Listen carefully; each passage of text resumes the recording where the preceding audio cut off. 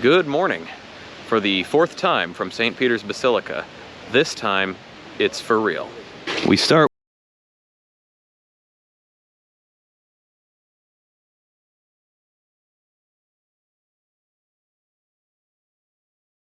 Here is the famous Bernini colonnade. We saw it a little during the papal audience. But here it is in its magnificence. Every statue is a different saint. There is the famous obelisk, which was so difficult to erect. It's actually from ancient Egypt, and legend is the little thing on top used to hold the ashes of Julius Caesar. And finally, there are the papal apartments. Right now, Francis doesn't live in the standard papal apartments, but that's where he gives his speeches. While we're waiting in the security line, I'm going to go over a little bit of the history of the building. So this marks the spot where, back in the early imperial period, the Circus of Nero stood, and that is ostensibly where St. Peter was executed after the fire of Rome, which Nero blamed on the Christians. So Peter was buried near here, and then Constantine, a couple centuries later, erected a huge basilica over the spot. Now, in 1506, it was determined that that basilica was unstable and wouldn't last much longer after, a century of earthquake damage. So Julius II, the Pope, commissioned Bramante to knock down the original basilica, and then had a number of Renaissance architects design this new one. So work started in 1506. Michelangelo designed the dome. Raphael was involved. Bramante was involved. And in the end, it was consecrated actually in 26, 120 years later, at which point Bernini, who was generations later, had designed this massive square. And much of the, the decoration, which we'll see inside. Here's the holy door that's going to be opened for the Jubilee and provide the indulgence. So there's an elevator to the top of the dome, but out of pure masochism, I'm taking the stairs.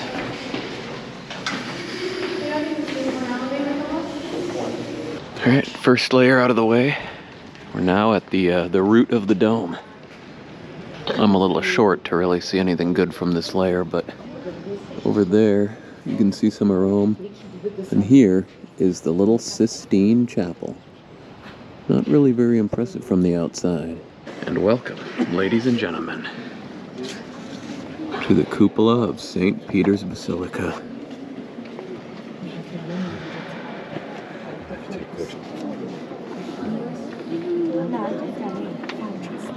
All these decorations are mosaic, like just behind us.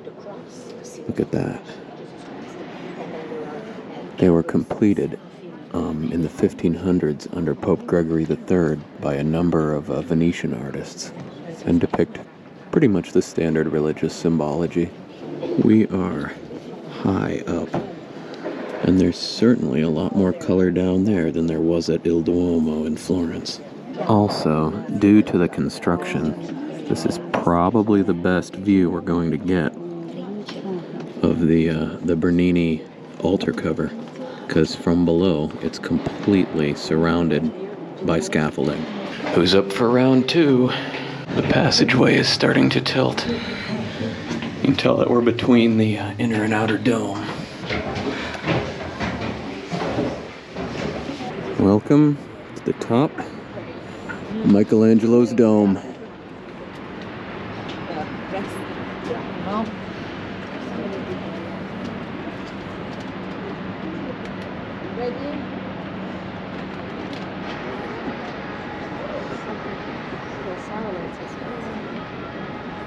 If you look right there, you can see Hadrian's Mole.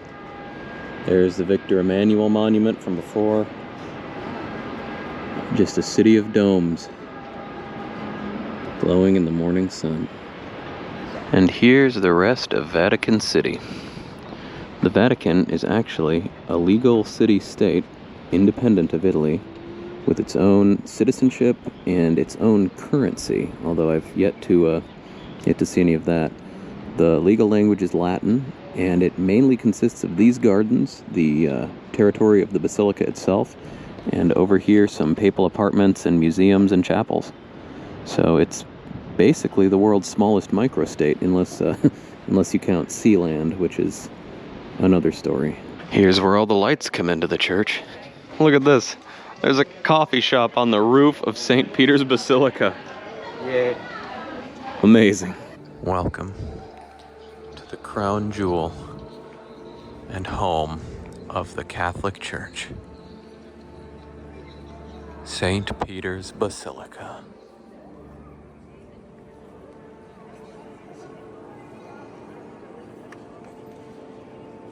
It is just impossible to describe the size of this space. So this interior was primarily designed by Bernini. We're moving pretty fast. I don't think I'll have time to really get good footage of everything in here, but fortunately, last time that I was here for the Mass, I took a few videos on my phone, so I'm gonna stitch those in here, hopefully pretty seamlessly.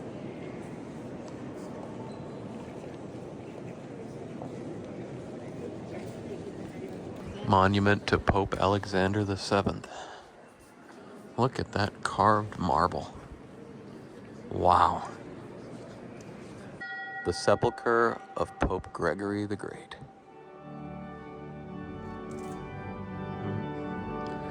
Sounds like Vespers is starting.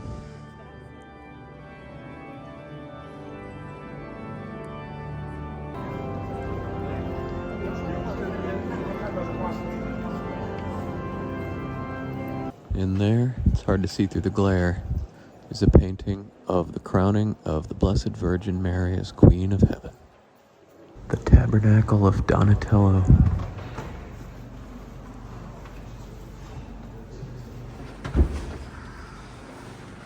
All these popes are buried in the church. A lot of popes here. Gregory the Great. And here is Michelangelo's Pietà. He made this when he was in his 20s, which tells me I still have time. The Holy Water font by Bernini. These are huge cherubs. And on the other side of this protection, you can see the concrete wall which protects the Holy Door from being opened before the Jubilee begins. Also, it's crazy to note that all the paintings in here are actually copies made of mosaic. The originals have been moved into the museums for preservation purposes. I would not have known the difference. And now we descend to the crypts of the popes. The crypts lie in the space between the floor of the old basilica and the floor of the new basilica, which is higher. You can see down here bits and pieces of the wall and the columns of the older Constantinian basilica. And here they are. Most of the popes, since the construction of the basilica, have been buried in this crypt. Here's Benedict XVI, who died very recently. And here, behind glass, is the memorial to Peter. The tomb of the saint ostensibly lies just a few meters beneath it. Here's the main altar, underneath Bernini's thoroughly covered altar cover. This sits right above the tomb of Peter, and only popes are permitted to celebrate Mass upon it. We're back out in the square. Look at the columns of Bernini's colonnade. As you approach the focuses of the large ellipse, you'll find that they'll all start to blend together. And here we are, right at the focus. Unreal. Now we're walking along the walls of the Vatican. Imposing, sloping thing. Man, you have got to give these plants some credit. Be ready with your ticket. Pine cone. Here's a river god statue that it's thought provided Michelangelo with the inspiration for how Adam lays in the creation of Adam in the Sistine Chapel. And here's the torso that Michelangelo used for Christ in the Last Judgment.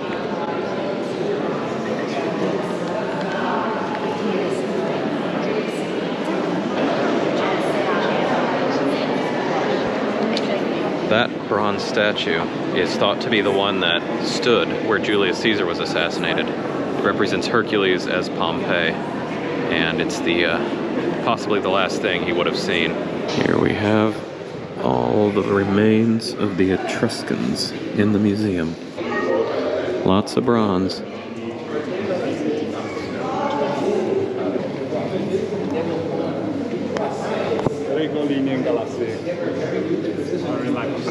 I have a new chess set I want.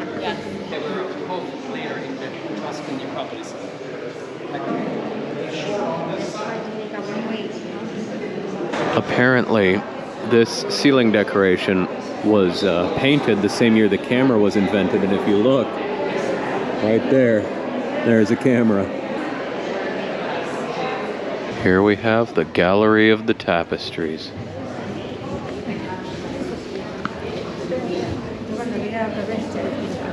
These are generally 1500s tapestries. Many of them were made to hang in the Sistine Chapel. I'm doing my best to get good footage of them, but it is extremely crowded in here. This one represents the conclave. Here's Jesus emerging from the tomb. Looks almost 3D. And welcome to the Gallery of Maps. These maps generally represent regions of Italy as they were known in the 1500s. Here's Sicily. There's Calabria, kind of pointing in the wrong direction. And there's the Amalfi Coast, where we're heading next. And finally Rome, in the 16th century. Look how it doesn't even fill out the Aurelian walls. Man, the city shrunk. There's Trasimeno. I bet Montepulciano is right over there. That's familiar. And there's the whole thing. Shockingly accurate. Once again, something familiar. We just came out of the Sistine Chapel, which was one of the most beautiful places I've ever been. Unfortunately, I was not permitted to take any video, so videos are available online, I'm sure, from various places. But yeah, that was gorgeous. You could tell Michelangelo put a lot of work into it. There is just entirely too much true cross out there. I would really love covers like these for my books. Ah, or maybe this. Never mind.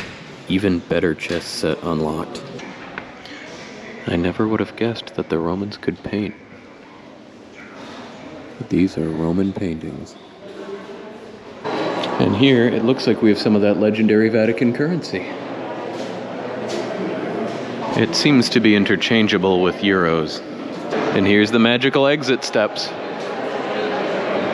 And here we are, ready to go visit the Via Triumphalis. It sounds like this Porta Rossa, or Santa Rosa port, is about to open.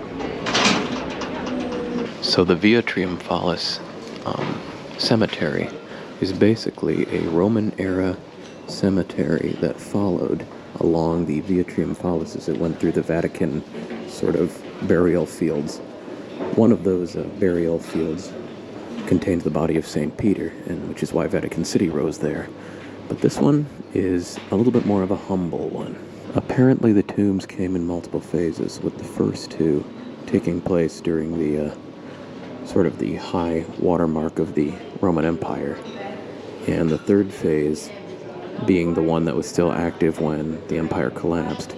Those third phase tombs were later on used as shelters and stables for medieval pilgrims to the Vatican. All of these little pipes sticking out of the ground represent a mechanism of providing libations to the dead. Relatives could pour wine or water down them, and in a sense it would return to the dead person buried nearby. Real bones. Seems a little voyeuristic if you ask me. The mosaic floor still intact. There's a really big one. Here's a more aristocratic tomb. Look at the marble in there. Here's the other half of the excavation. These ones seem to be larger and in better shape.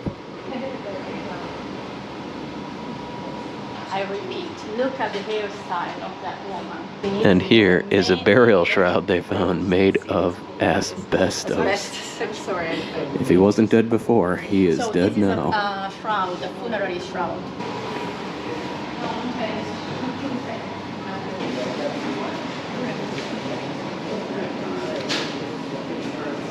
Italy is waiting. Is waiting for you.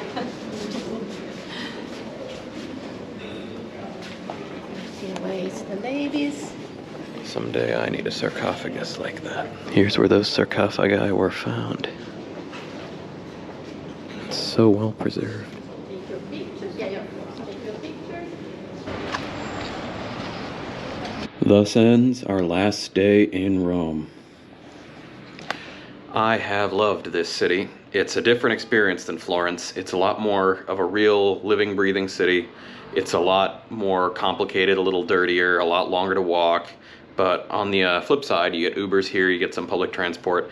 It's different, and there are ruins everywhere. And if you are a history buff, if you've ever spent some time thinking about the Roman Republic or the Roman Empire, this is a phenomenal place simply because you can live it. You can see where Caesar was murdered. You can see the forum where the debates took place. You can see the mausoleums of the emperors. It is, I mean, and if you're Catholic, if you're even any variant of Christian that acknowledges the contributions of the Catholic Church, you can see all of it right here. So tomorrow we head to Sorrento for a little bit of R&R on the Amalfi Coast. And until then, signing off.